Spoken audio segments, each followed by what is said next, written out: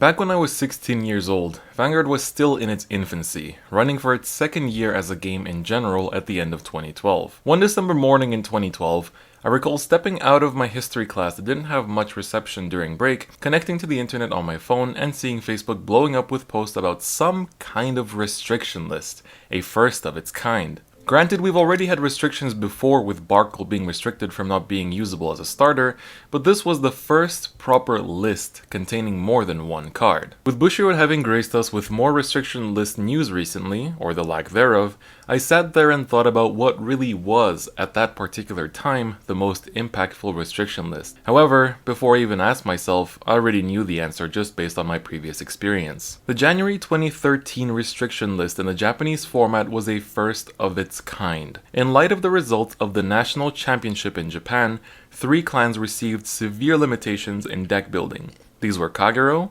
Royal Paladin, and Oracle Think Tank. These 3 clans had 3 prominent deck archetypes: The End, Majesty Lord Blaster, and Tsukuyomi, and each of them was affected by this list. The list introduced a limitation that wasn't seen in many other mainstream card games, a restriction on the co-usage of certain cards up to 2 copies total.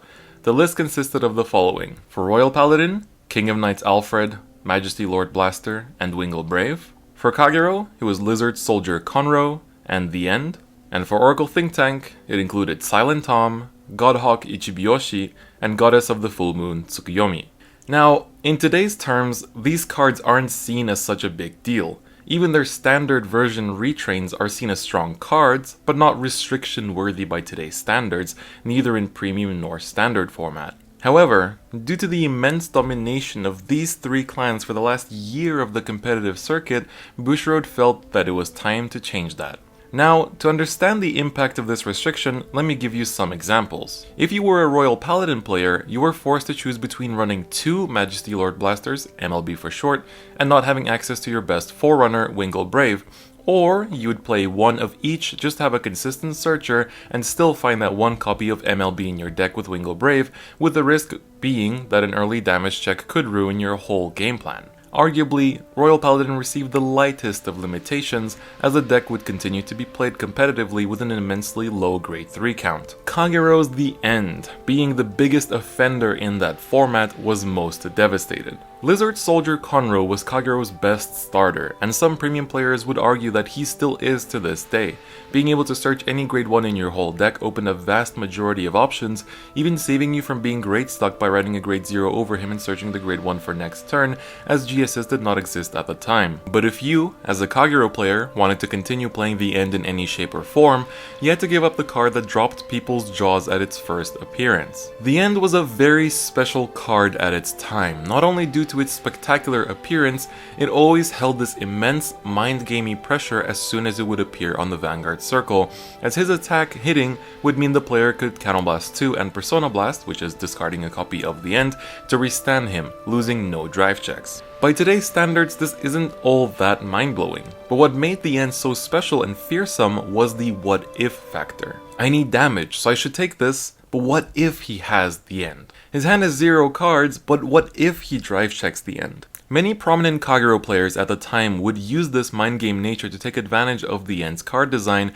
and make the opponent feel pressured from turn 3 or 4 onwards, and the majority of decks could not keep up with it. Thus, this restriction pulled the plug on that pressure, with a maximum of 2 copies of The End remaining in a deck. This meant that for opponents of The End, they only really had to worry about the skill going off once, with some players even letting the attack pass at certain safe moments in the game just to force their opponents to waste that other copy. This essentially shifted Kagero players from The End entirely, pushing them to play other decks such as Steel Dragons, but being able to use Conro as a starter. Finally, the deck that was shattered beyond words, Oracle Think Tank's Tsukuyomi. Tsukuyomi saw a long reign of success by skilled players that were able to remember their bottom deck stacks with Tsukuyomi right chain skills, being able to continuously check the top 5 cards and stack them on the bottom, while riding up Tsukuyomi's every turn, and making lots of card advantage as Oracle Think Tank does to reach the bottom of that stack faster. On top of that, the pressure of Silent Tom would place a big guard restriction on the opponent,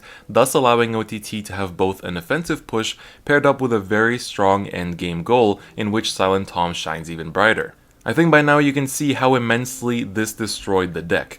Your choices were essentially play Ichibiyoshi and grade 3 Tsukuyomi at 1 copy each, as the deck doesn't function without Ichibiyoshi, or play a different OTT deck and play 2 Silent Toms. Unsurprisingly, what most players geared for was to switch archetypes, with Soulless Witch OTT becoming the top contender with Tsukuyomi's downfall. Now, while we've covered the reasons why these decks were so prominent, I believe it's important to give you some context as to why it took so long for these restrictions to be put in place. Keep in mind that this restriction list happened 1 year after the cards were released, that time frame being a key factor behind it.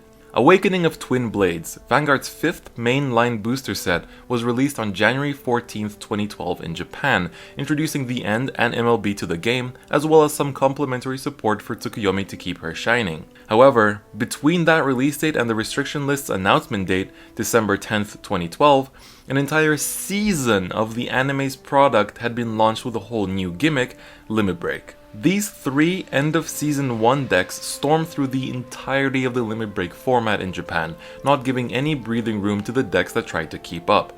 If anything, Limit Break was a detriment that the Elite 3 decks could take advantage of. Your deck needs to be at 4 damage to function? I'll just keep you at 3 while I set up all my plays while being on 1-3 damage, since there's no damage count reliance in any of those 3 decks. From Bushiroad's competitive standpoint, this clearly wasn't good news. The cards they've been printing and designing just keep falling flat and not keeping up, although some of the Soulless OTT cards in BTO7, released July 7, 2012, did help Coco pull OTT through after the restriction list. Bushiroad must have felt that the cards they created earlier were simply too strong for their more paced out and lower power format that they tried to shape with Limit Break, thus resulting in the restriction. Do keep in mind that both Royal Paladin and Kagero got almost no support throughout all of Limit Break due to being sealed away in the anime, essentially just getting a Limit Break card each just to keep up in some way. However, after the restriction list taking place, the game went on to the Break Right format, with Royal Paladin being pushed in the Jewel Knight direction and Kagero being reshaped with Seal Dragons. Part of me wonders to this day that if the restriction list didn't take place, would the big 3 have dominated the Break Right format too? Now that we've discussed the cards themselves, I wanted to add one final layer to this overview, which is the community's reaction. Probably the biggest elephant in the room as you're watching this is the question, well, what about the English format? Well, due to the different release schedule in the early days of English Vanguard, discussion for another video, the metagame had shaped up very differently, and we had received some of the powerhouse Limit Break decks before receiving the End and MLB. The decks did dominate for quite some time, but nowhere near as tremendously as in the Japanese format.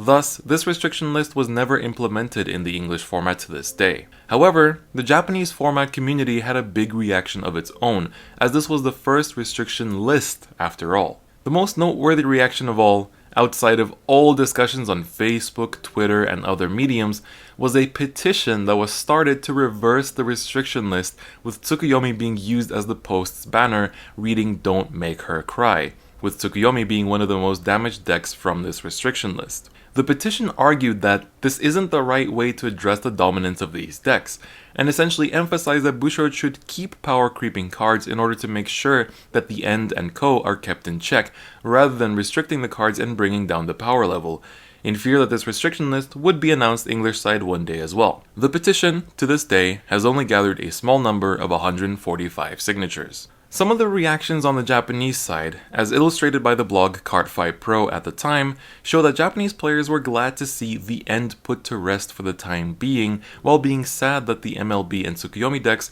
would come to an end as well, with predictions being potentially inspired by the English meta, in which Gold Paladin has seen a lot of domination. However, regardless of reactions, this was one of the key moments in the history of Cardfight Vanguard's competitive history. Thank you for joining me on this little journey of reflection on Vanguard's first proper restriction list, which shook up the meta incredibly.